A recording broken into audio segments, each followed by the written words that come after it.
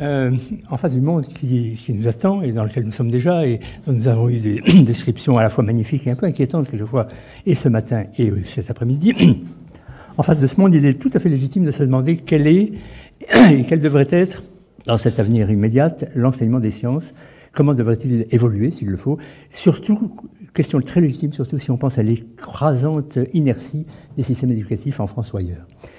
Et pour y arriver à ce futur immédiat, je crois qu'il faut partir évidemment du présent, comme une espèce de vitesse initiale, et donc se demander ce que nous sommes actuellement en matière d'éducation. Je pense beaucoup aux enfants, y compris collège et lycée, mais pas au-delà. Et en fait, je crois que nous en sommes, en tout cas en France, nous en sommes encore à Jules Ferry. Alors, 2 mots sur Jules Ferry, parce que c'est intéressant. Nous en sommes à Jules Ferry parce que Jules Ferry nous a dit que la priorité, c'était le lire, écrire, compter, et qui serait contre? C'est évident que ça, c'est la priorité.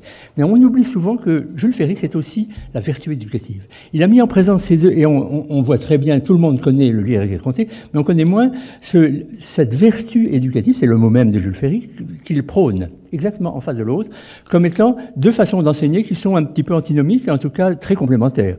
L'une, c'est l'avoir, c'est ce qu'on doit avoir, c'est ce qu'on doit savoir, et l'autre, c'est plutôt l'être, plutôt que l'avoir. C'est-à-dire, c'est la vertu éducative, c'est ce que nous devrions être. Et là, dans la vertu éducative, il met tout ce qui n'est pas là, c'est-à-dire, il met, par exemple, l'introduction à la beauté, les musées, la musique, la morale et la science, qu'il appelle la science de la nature. Et pour lui, donc, la science n'est pas du tout une question d'avoir. Il ne s'agit pas pour lui de savoir de la science, en tout cas pas trop, il s'agit d'avoir l'esprit scientifique. Et c'est intéressant de penser qu'on a un peu oublié cette façon de voir de Jules Ferry. Et en tout cas, je pense que ces services du ministère l'avaient un peu oublié, ça. Ils avaient surtout vu ça parce que quand on va voir comment la science est enseignée dans le XXe siècle, disons dans les écoles, alors nous ne sommes pas du tout dans la vertu éducative. On est dans le savoir et qui est, pour ceux d'entre nous assez âgés pour avoir eu cet enseignement, moi j'en suis, un enseignement finalement assez terne. Nos instituteurs avaient 2 façons d'enseigner la science et ils le faisaient d'ailleurs très bien. Mais ils faisaient quelques expériences, on appelait ça la leçon de choses. Ils faisaient des expériences devant nous, mais nous avions les bras croisés, n'est-ce pas? Ils faisaient une expérience simple à voir et nous avions les bras croisés. Et deuxièmement, bras croisés aussi, devant la phrase qu'il écrivait de temps en temps au tableau, l'eau bout à 100 degrés.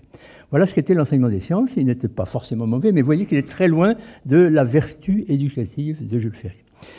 Alors bien sûr, pendant ce XXe siècle, un peu terne de ce point de vue-là, il y a eu des initiatives extraordinaires. Il y a eu par exemple Marie Curie. Marie Curie qui, dès l'année 1903, 4, 5 je crois, enseigne à ses propres enfants et aux enfants de ses amis, les Langevin, les Perrin, une science qui n'a rien à voir avec les bras croisés. Les enfants n'ont pas du tout les bras croisés, ils n'ont pas le droit d'avoir les bras croisés. Ils ont au contraire les mains pleines de pipettes, de balances de Roberval, de thermomètres, et ils font de la science complètement, ils font de la science. Voilà ce que fait Marie Curie. Elle a parfaitement compris ce que c'était au fond que la vertu éducative. Il ne s'agit pas pour les enfants de Marie Curie de savoir beaucoup de science, la question n'est pas là, mais il s'agit pour les enfants de Marie Curie de voir comment fonctionne la science.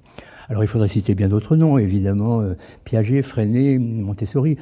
Mais finalement, il y a 2 noms qui vont être très importants à la suite de tous ces personnages importants et qui vont, je crois, vraiment provoquer ce qu'on en physique on appelle un changement de phase.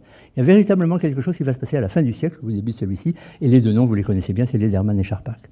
Alors, Lederman et Charpak, qu'est-ce qu'ils ont fait? Eh bien, d'abord, ils sont copains, ils s'entendent bien, ils sont au CERN, ils font des manips qui vont les amener tous les 2 au prix Nobel, mais ils pensent à l'éducation, et avec des prémices un peu différentes. Et même tout à fait différentes, mais qui vont aboutir au même résultat. Lederman, il habite Chicago et il est effondré de la situation catastrophique d'un certain nombre d'écoles du centre de Chicago, c'est-à-dire la partie la plus pauvre de Chicago, où il y a une 60aine d'écoles qui sont tombées dans un gouffre complet. Les enfants ne vont plus à l'école, ceux qui y viennent à 8 ans ont un pistolet chargé dans la poche. Bref, il est tellement effondré qu'il dit il faut changer ça, c'est pas possible. Et contrairement à d'autres idées qui avaient eu lieu avant lui, à Chicago, la guitare, on va mettre la guitare, ça marche pas. On va faire du sport, ça marche pas. Il dit non, c'est la science. Je vais faire de la science à ces enfants et ça va les changer. Et il avait complètement raison quand nous avons visité les écoles de Chicago, donc 15 ans après, quand il avait complètement rénové l'enseignement des sciences, où les enfants faisaient 2 heures de science, mais en la faisant hands-on, avec les mains, n'est-ce pas, comme Marie Curie, alors les écoles étaient redevenues tout à fait normales. Les directrices étaient absolument émerveillées. Malheureusement, pour Lederman, aux États-Unis, il n'y a pas de ministère. Nous plaignons de notre ministère, mais eux, ils nous ont envie d'avoir un ministère. Ça ne pouvait se passer que dans son county, et il n'a pas pu étendre beaucoup son expérience. Et puis, Charpak. Alors, Charpak part de prémices un peu différentes. Lui, il est dans l'éblouissement de l'école primaire qu'il a eue. Vous voyez, je le ferai ou non. Pour lui, il disait tout le temps, il l'a écrit d'ailleurs, j'ai cru, en entrant à l'école primaire, en venant de sa Pologne natale, j'ai cru entrer au paradis. Et je veux payer ma dette. Voilà. Il voulait payer sa dette, et sa dette, ça a consisté à dire, je vais rénover, je vais tenter de rénover l'enseignement des sciences. Et vous le savez, vous l'avez deviné, c'est exactement comme le Hanson et comme Marie Curie. Je veux que les enfants apprennent la science en la faisant et non pas en la lisant sur un tableau ou en la regardant les bras croisés. Donc ça, c'est évidemment l'essence même de la main à la pâte, nous le savons bien. Et ceci va se développer. Je parlais d'inertie tout à l'heure, et ça se développe avec une inertie considérable, et il faut être loin de croire que la main à la pâte, disons par exemple en France, a envahi les écoles, pas du tout. La main à la pâte a été mise au programme obligatoire, je dirais en 2002 par le ministère, mais elle occupe actuellement une proportion que nous ne connaissons pas, que personne ne peut connaître bien sûr, parce que c'est déclaratif, mais qui peut être de l'ordre de 20, 30, 40% au mieux. N'est-ce pas ? Donc, finalement, dans une large mesure, nos enfants qui sont face au monde que nous évoquons, ils ont un enseignement des sciences, pour la plupart, qui est celui que j'évoquais tout à l'heure, n'est-ce pas ? Les bras croisés. Donc, nous en sommes là. Il y a une inertie considérable. Alors, qu'est-ce qu'il faut faire ? Voilà où nous en sommes.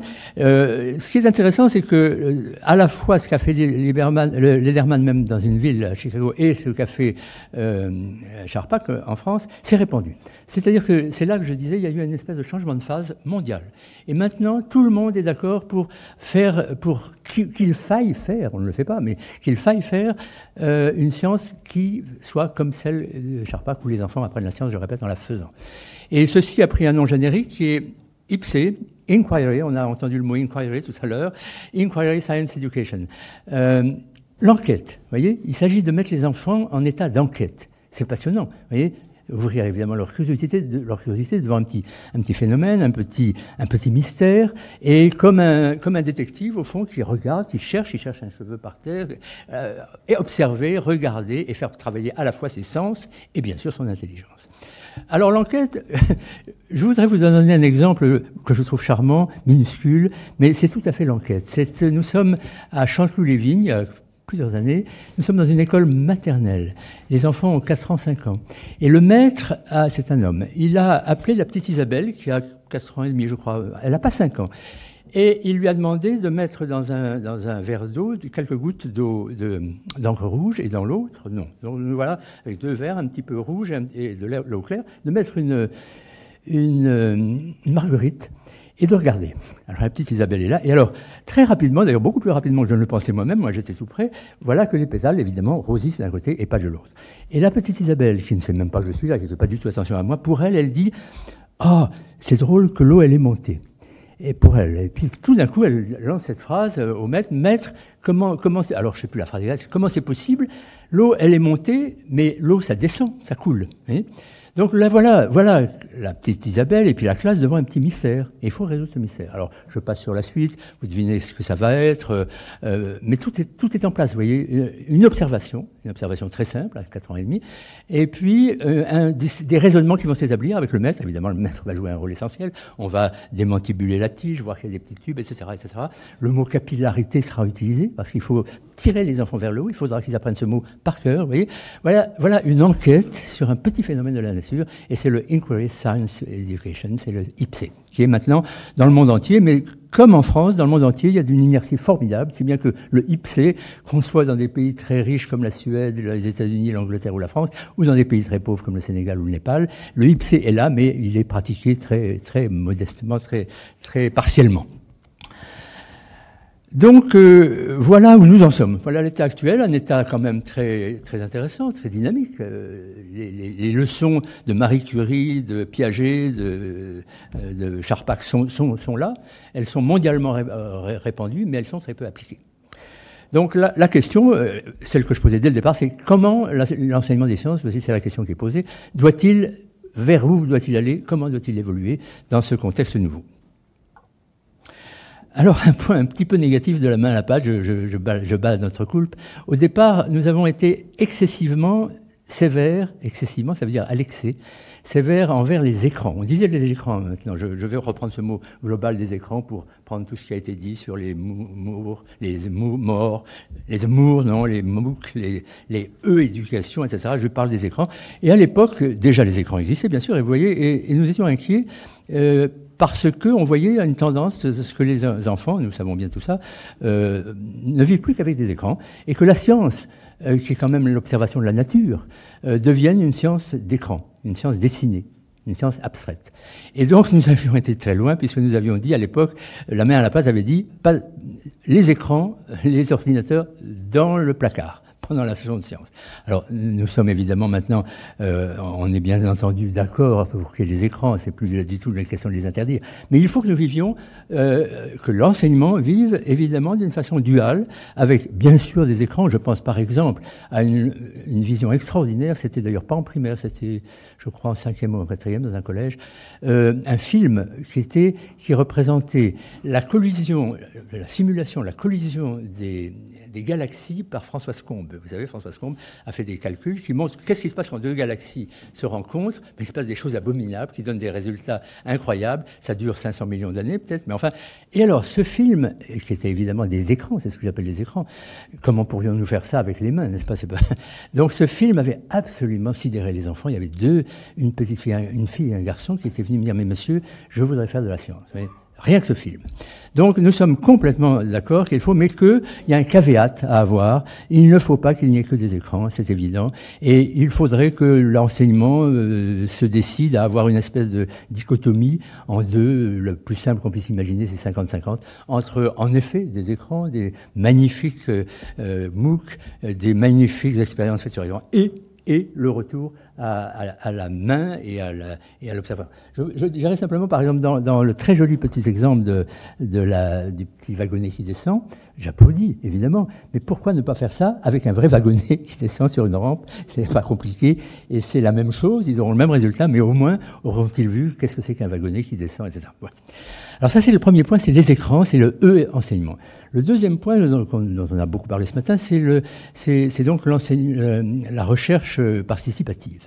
Alors ça, c'est beaucoup plus nouveau. On y pensait pas beaucoup. C'est pas nouveau en soi, mais on y pensait beaucoup moins que maintenant.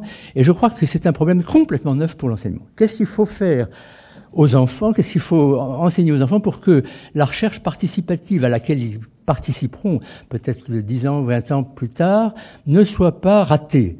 Parce que nous avons eu une vision je crois, très, très belle et très angélique de la recherche participative ce matin. Il faut bien en voir aussi les défauts ou les dangers qui peuvent être immenses, n'est-ce pas?